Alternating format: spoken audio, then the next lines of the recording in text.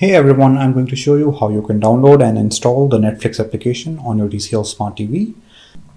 So all you have to do is on your remote you can navigate towards the apps on the top right corner and you can go to the Google Play Store. So here's the Google Play Store, you can open it.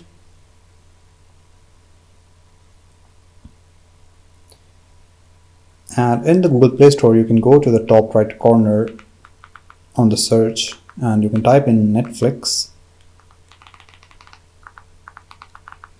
You can navigate the keyboard through the arrow keys, and after you write Netflix you will see the application, and as you can see my Netflix application is already pre-installed in my TCL Smart TV, but if yours is not, you will see an install sign here. When you click on the install sign, it was automatically going to download and install the Netflix application on your TCL Smart TV. After that you can open it and you can log in and enjoy the Netflix on your TCL Smart TV. So I hope this was helpful. Thank you so much for watching.